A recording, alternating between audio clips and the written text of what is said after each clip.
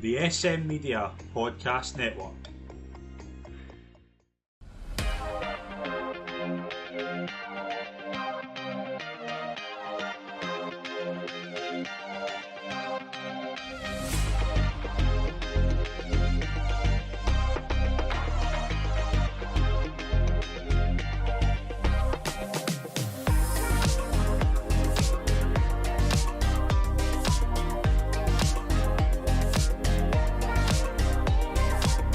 Hi folks, and welcome to the latest episode of the SM Media Scottish Women's Football Show. I'm Scott McPike. It's always a pleasure to be your host as always, and we've got a dream panel this week. We've got an absolutely all-star panel in front of us to discuss a lot of big news, several games that have taken place, and obviously we'll get into a wee bit about our special guests season so far. First of all, it's a pleasure to welcome back Suzanne. It's great to be back as always. Always a pleasure. It's a pleasure to welcome as always Lauren McCulloch. Thanks for having me. A pleasure, and it's a pleasure to welcome our special guest this week from Bonnyrigg Rose, Dani Manson. Hi, thanks for having me. A pleasure, yeah. Looking forward to getting on and getting your thoughts about Bonnyrigg, obviously sitting high in League One and potential promotion hopes. So we'll get into that later on. Suzanne, before we start on kind of what's been a busy weekend, we got some news just before the show started about Jane Beattie announcing her retirement from the game after a stellar 19-year career. One of the greats in Scottish football, women's football, you would say? Yeah, definitely, right up there.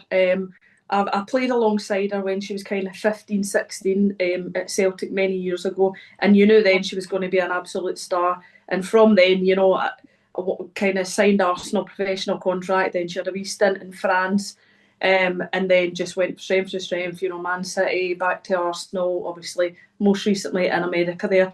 Fantastic career, kind of domestically and obviously on the international stage as well. She scored some big goals for Scotland, many caps. And I always just felt she was always a player that just, you know, looked like it was always casual for her, looked like it was always easy, that she was never really out second gear, pace, power, a bit of everything. So, you know, a big loss to the game, but yeah, what a fantastic career, and it was a pleasure to play alongside her. It absolutely was as well, obviously. Like just running through some of our kind of accomplishments in the game. Won the A-League with Melbourne City. 3-time Super League winner with 14-time Super League winner with Arsenal, sorry.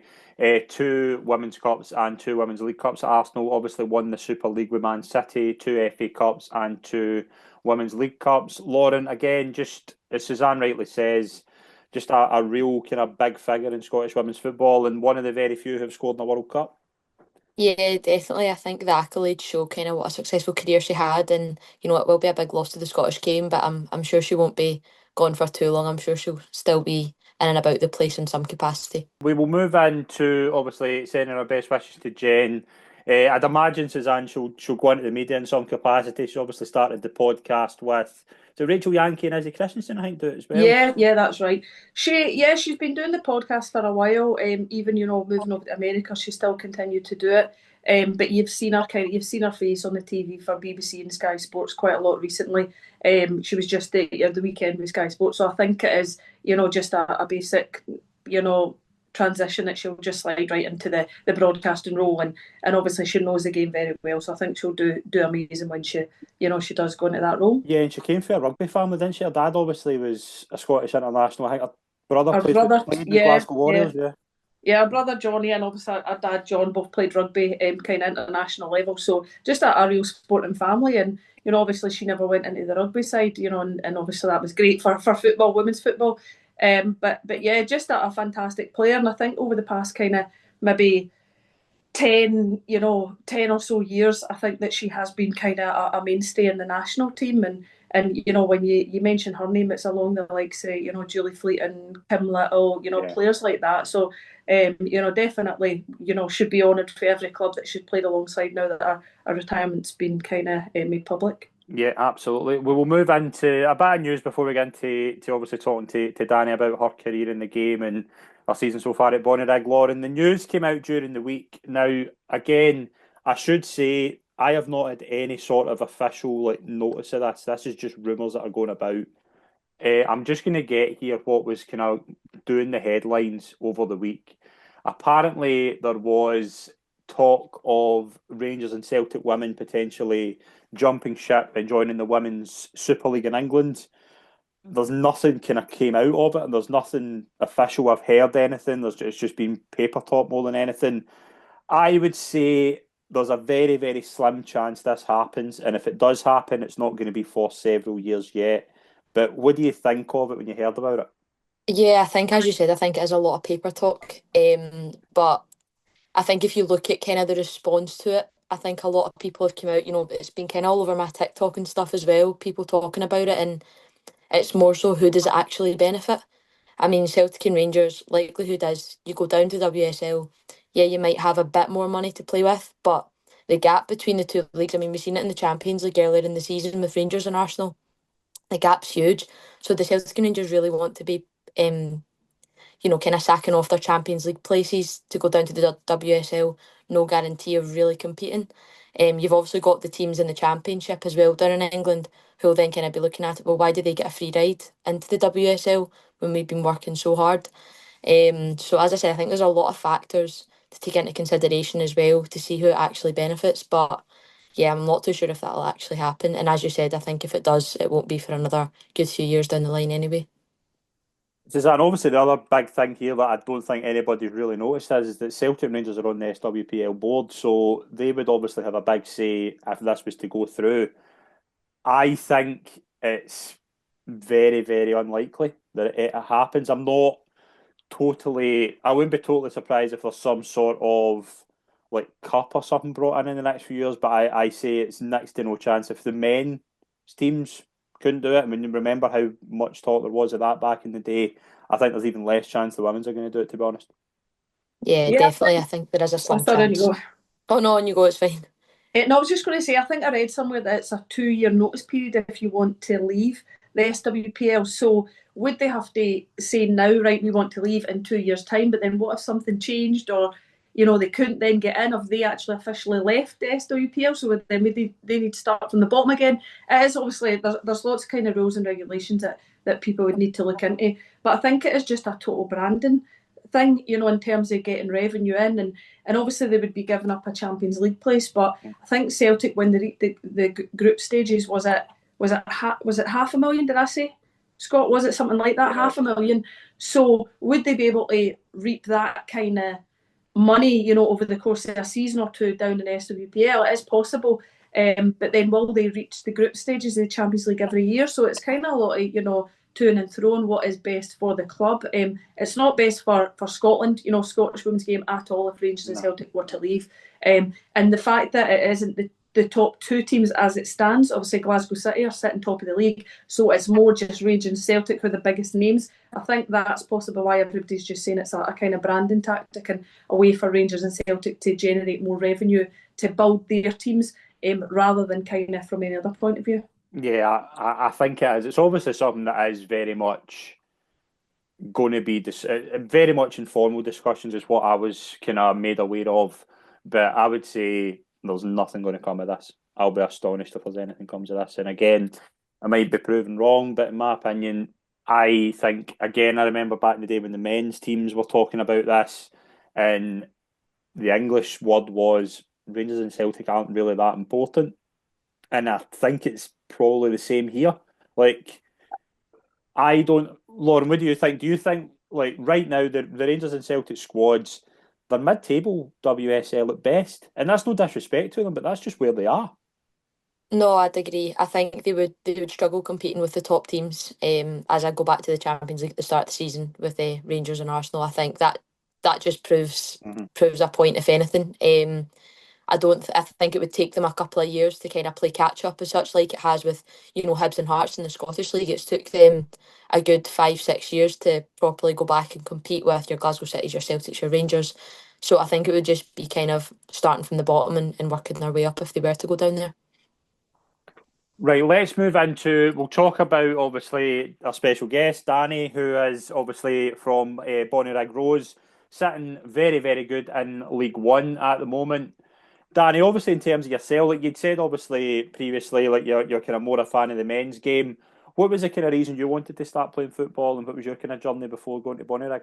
To be honest, I started when I was pretty young, maybe about 8 or 9. I can't really remember the reasonings because I was that young, and I did come from a big sort of football family, mum, dad, whatnot, all big Hibs fans, and started playing because the Edinburgh Active Schools had a girls' football class on after school, and I just sort of thought, just going to try it out, see what happened. Didn't really think anything would come off it. Um, Ended up that I could actually play football, and had a really good coach there, Claire. She took me to Hibs as my first team, Hibs development, and then sort of kind of flourished from there. To be honest, went through a lot of sort of grassroots teams and whatnot. Um, Ended up at Bonnyrigg Rose starting when I was maybe 13, jumping up to the 11-a-side games. So I think at the time it was a little gap. So I think we were like sort of under 13s to under 15s, 17s and whatnot. So started it at under 15s until maybe about 17, gave it up for a couple of years and then came back at about 20 and now I'm back at Bonnyrigg. And obviously, like last season as well, kind of Bonnyrigg coming into the kind of League One. Like I remember speaking to you a couple of months ago about it, and you'd obviously said that last season was a massive boost to get promotion and then kind of stabilise. And this season, you were very much looking to go a step further. And Mm, to be honest, the season's not couldn't have started any better. Like it's a very, very competitive league as we'll get into. mm. But he's sitting top of it at the moment, 33 points for 13 games. Like what's went right? To be honest, I think we're just such a really good sort of close knit team club, just sort of from everywhere, right to the chairman of the club to the coaches, the media guy Ryan, and then just the fans. It just feels like a really good sort of nice place to play.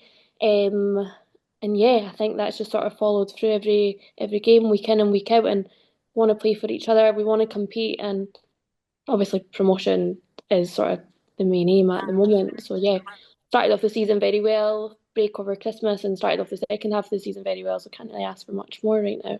And obviously, last season, I've just got here coaches player of the year, players player of the year, and SM Media team of the season. So it was a all-star season for you last year. Yeah, well, players player was the season previous Right, to okay. that, and then last season was coaches player and SM Media team of the year. That's the best accomplishment, isn't Uh, it?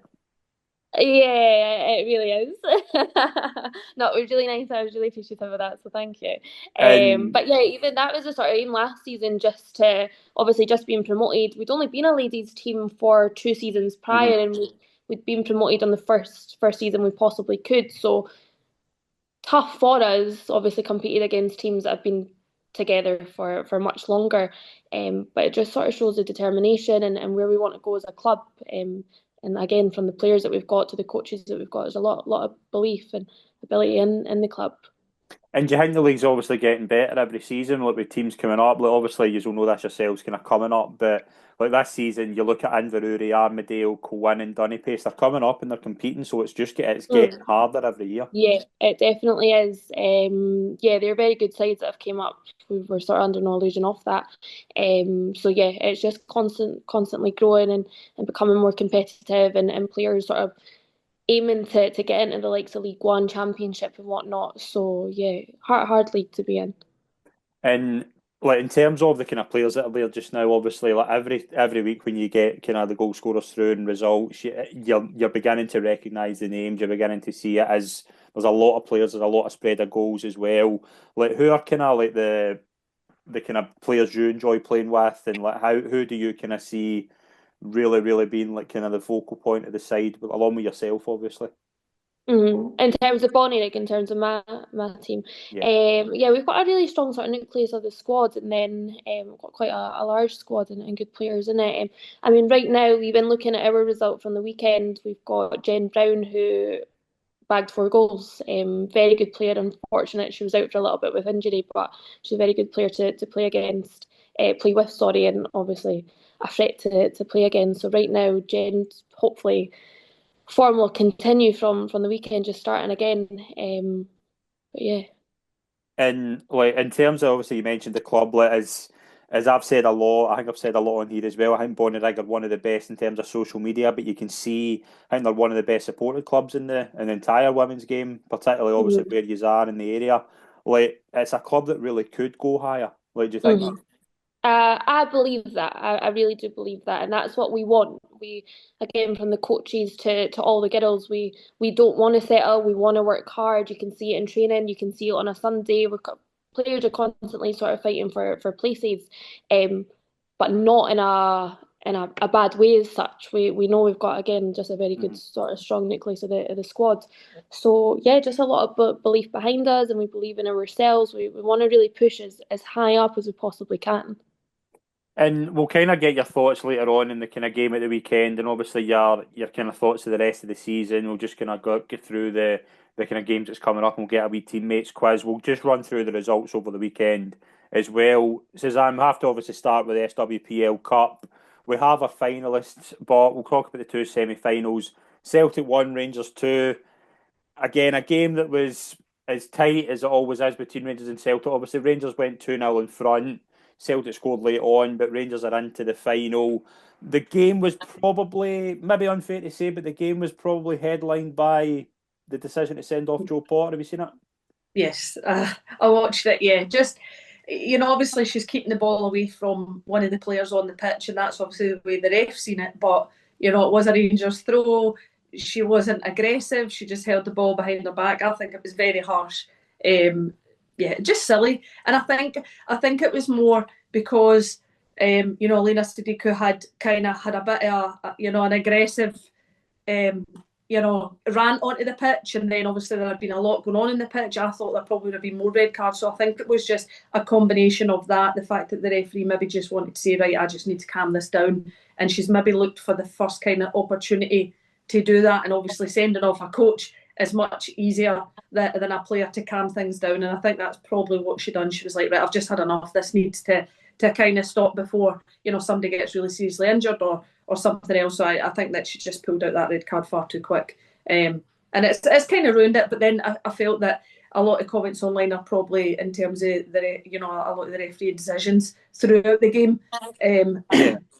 Yeah, so yeah, I think that for me, a lot of messages that I was getting through was, she's ruining the game. How many cards do you think she's going to give? So I think that probably was taken away from the fact that it's two really good teams that never really got a chance to get the ball down and play much. And but Rangers in the final, fantastic for them again, third year in a row. Obviously, as much silverware as you can when you're one of the top teams, you need to keep getting the trophies for funding to keep coming, for obviously to attract new players. So fantastic for them. Lauren, I thought the big thing that was noticeable about this game, and I've thought this a lot, it doesn't really, like, you look at possession stats, like Celtic had 60% possession, but they didn't really test Jenna much. Like, I don't think there was many chances until Celtic actually scored that they were really testing the goalkeeper, and I thought Rangers just took their chances really well.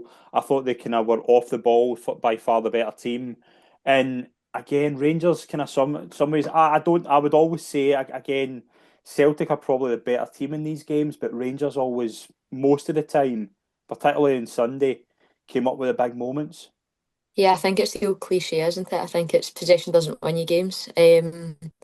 But I think you're spot on. I think Celtic are probably the better footballing side, in the league, I would say, just in terms of what I've watched. But I think Rangers are just clinical, so they know how to grind out games. They know how to grind out a result, and that's the difference, I think. And it's shown in league form. It's obviously shown in the cup. They'll obviously be favourites to go on and they win the cup.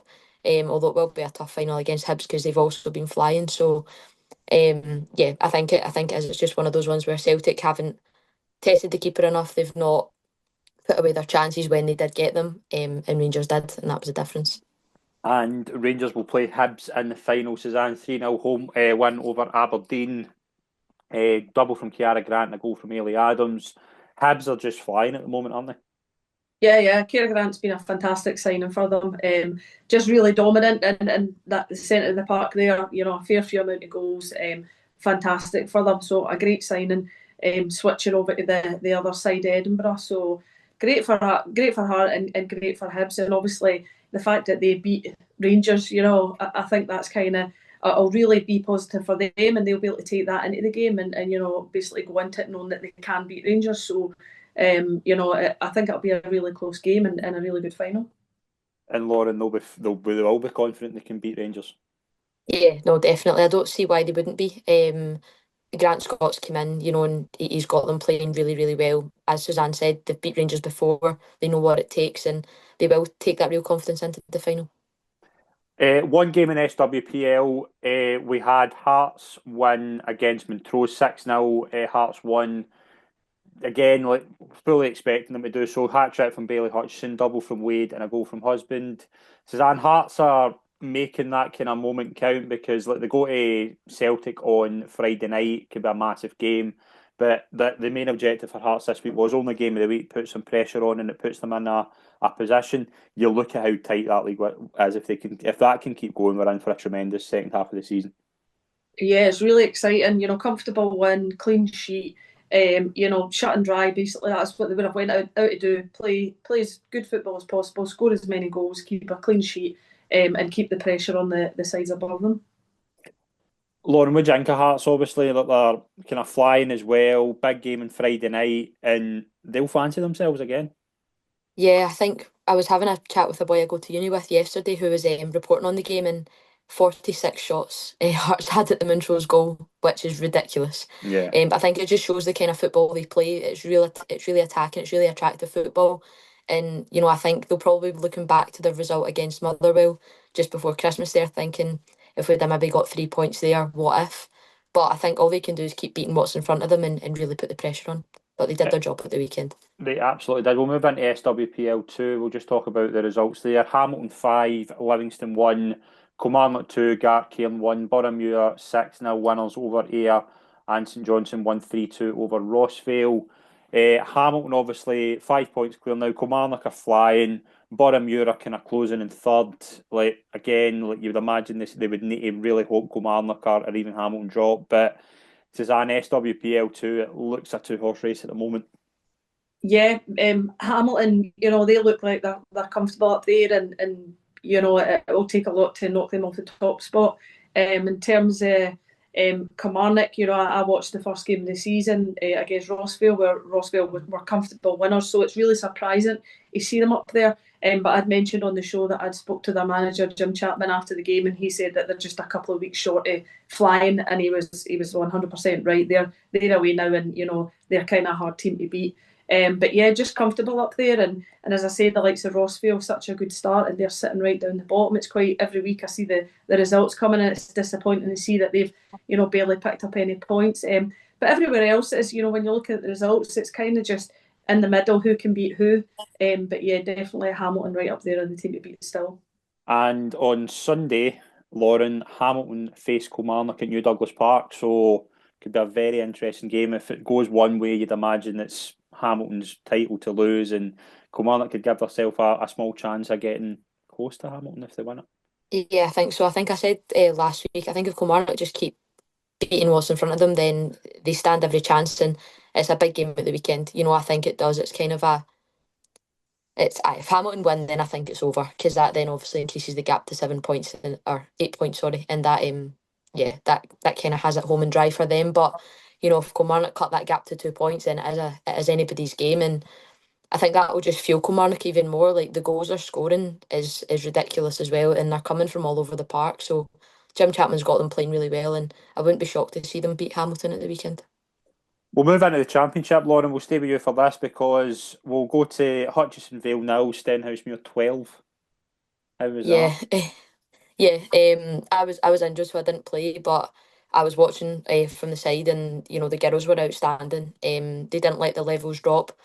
Fair play to Hutchie. I think they came with 11 players, so it's always going to be a tough ask. But they kept going right till the very end. They didn't chuck in the towel, but yeah, I think everybody from our side were just on it that day. I mean, Alicia and Sophie both scored hat tricks. That doesn't happen every week, and they just need to put away the chances, and they did. But yeah, it was a superb performance. And there's other obviously kind of eye-catching results as well. Obviously, Renfrew 1-5, at Inverness. I think it's very eye-catching. Morton beating Westite 4-1. Stirling Uni beating Glasgow Girls and Women 2-1 as well. And then 4-0 Dryborough. Now, the Renfrew result is the one that catches my eye. I don't know what Inverness were like, but Renfrew, it kind of gives them a bat. Like, they're obviously the same number of points as Stenhousemuir. It's a big statement to go up there and win 5-1. Yeah, it really is. I mean, Inverness is a tough place to go. They make it a 12:30 kickoff, so it's up early doors. But I think what you get from Renfrew. They've got a real consistency about them in terms of season on season. You know exactly what to expect, and when it comes off, it comes off. And I feel like Inverness are quite hot and cold. They have been for the last couple of seasons, so I don't know if Renfrew have caught them on a bad day or if Renfrew were just really good. But either way, it's a fantastic result for Renfrew, and that will fill them with real confidence. Absolutely. Well, we'll move into League One. We'll obviously go to Danny for this. Bonnyrigg won 5-1 at Airdrie at the weekend. Big result, obviously, kind of keeps you top of the table. What was kind of impressive about the result on Sunday? I mean, I'd say most impressive is the fact that we gave away a penalty. I think the first 2 minutes of the game to go 1-0 down wasn't ideal, wasn't the start that we wanted. So I think just that sort of instant comeback, I think we scored to equalise it a few minutes later. And then, yeah, just sort of banged in the goals from there. Luckily enough, played some nice football. Yeah, can't really ask for much more, to be honest. A nice retaliation from the girls against Airdrie, who had a very good side. We just obviously on the day were the better side and whatnot. And what about the other kind of like teams in the league? Obviously, St Mirren winning 10-0 against Dundee West, Kilwinning winning 1-0 at Edinburgh, Queen of the South 6, Donny Pace 2, Inverurie 8, Giffnock 0, and obviously Armadale had a free week. But in terms of the kind of sides that are kind of close to you in the league, like who's been the most impressive you have come up against, do you think? I would say so far maybe Inverurie, to be honest. Hard as well. We didn't really know much about them, and Inverurie are a far side to travel to. We've not travelled there yet, but for them to come down, never really seen them play before. They did manage to catch us with a late winner last time that we played them, but they're a very strong side, obviously just coming up from the regional leagues last year, so was pretty surprised by them. Armadale obviously not having a game, but again a side that's just came up from the regional leagues last season, a very very good team. And then St Mirren as well, obviously maybe the past few seasons haven't sort of performed how they've wanted to, but really came into the league this year, and again a tough team to play against. And again, obviously, with the games kind of coming thick and fast, like I think a massive game on Sunday, obviously home to Armadale. How big are games that with Armadale kind of being the side that have got kind of games in hand? This would be a big opportunity to put a wee bit of a gap there. A massive opportunity, to be honest. I think our focus is just to train hard this week and go in a game with just the same sort of attitudes as we do week in, week out, to be honest. But we know they're a very good side. We don't expect anything less. We're very aware it's going to be a battle. So, yeah, but big game on Sunday, and hopefully we can take the 3 points, and it sort of pushes us further away. But they've still got 2 games in hand over us. And again, the league, like, if I was to ask you, obviously, the kind of goals for the season, like, how big would it be for yourself personally as well, getting promotion? And you've obviously mentioned your kind of journey with Bonnyrigg to take them into the championship, come up against Lauren at Stenhousemuir. It'd be some accomplishment, it'd be some test to kind of move forward and progress up the leagues, I'd imagine. Yeah, it is. It is definitely the aim of the season. Obviously, it's still nice right now. We're in still in the Scottish Cup, through to the semi-finals of the League Cup as well. So it's nice, but they are just a bonus. Our full focus is on the league this season. We want promoted. We want to be up there, sort of fighting for the title at the end of the season. So again, you have to just take it week in, week out. You have to sort of keep the focus, train very hard. Don't get too far ahead of ourselves. We've obviously had a good start to the second half of the season, but right now that's all it is. So just about sort of remaining calm and focus and training well, I suppose. And you obviously mentioned the championship and League One Cup. You played Stirling Uni in the semi-finals, Scottish Cup as well. Just correct me, who you've got next? Motherwell. Motherwell. It's two massive games and two massive occasions for the club. Like Yeah. like you've obviously mentioned league's a priority, but cups, it's nice to get a wee run in the cup, isn't it? That'd be good for the club. Yeah, it definitely is. Stirling Uni, don't know much about them, never came up against them before, but again, under knowledge, and it will be a very tough game. Motherwell, I suppose it's nice to draw a team from the sort of top side of the SWPL one, but again, will be a very tough tie to go to Motherwell as well. They've drawn the home games, so yeah, it's nice to still be in the cups, and it sort of attracts supporters to the games and whatnot. What do you think of it, obviously, as well, like your own kind of journey in the game, like playing as well? You kind of thought about what happens after playing. You thought, maybe progressing in the game. Has that kind of come up at any point? I think right now for me, probably at the best stage in my career that I've ever been at, just in terms of sort of fitness wise, I'm really up there right now. Obviously pushing on in age, but I'm fine at the moment. So ideally for me, I still want to be playing for the next good few years. Hopefully with Bonnyrigg being in whatever league we're in. But again, my everyone's aim right now is promotion. But yeah, take it sort of year by year, see what happens. But I still want to be playing over the next few years, and then I'll think about the next steps afterwards. Right, you ready to be put in the spot with the teammates quiz? Yep, go for it. Who's the best technical player at the club? um, I would say Rebecca Murray. Who's the most who's the most likely to be a coach? Coach Jodie Sharp. Who's the teacher's pet? Or Oh manager's God. pet? Um, that's a good question. I would say, oh God, I don't know. There's probably a few. Teacher's pet. You. No, it's not me. It's definitely not me. Oh God, I'll need to come back to that one. I have no idea. Who's most likely to go into the media? Media. Basically, who's the most that can talk, who can talk the most? Probably me, to be honest. And who do you think is the best trainer? Best trainer. I'm not gonna. I can't comment on that.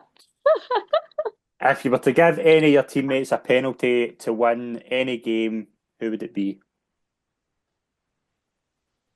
To take the penalty. Yes. To take the penalty, I'll go with Kaja Stevens. Okay. That's good. You ready? You want to do the predictor? We'll do the 6 SWPL games. We'll put you in the spot with that. Want to do Okay. that? Right. Right. We'll do that as well with Suzanne and Lauren as well before we wrap up. 6 games this weekend in the SWPL. Suzanne, we'll go to you first. Celtic Hearts on Friday night in New Douglas Park. New Douglas Park's going to be busy this weekend, isn't it? Two potential big title matches. Celtic Hearts, what you got? 3-2 Celtic. Lauren 2-1 Hearts. and Danny. 2-0 Celtic. We'll go to Partick Dundee United, Suzanne. 3-0 Partick. Lauren. Yeah, I was going to go 3-0 Partick as well. Danny. I'd probably say the same 3-4-0 Partick. Right, we'll go 4-0 for you. Okay. Spartans Rangers. Suzanne. 6-1 Rangers. Lauren. 5-0 Rangers. Danny. I'm gonna go 7-0 Rangers. Aberdeen Queen's Park.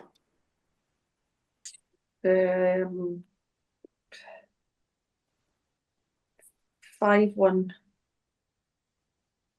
To who? Aberdeen 5-1. Aye. Okay.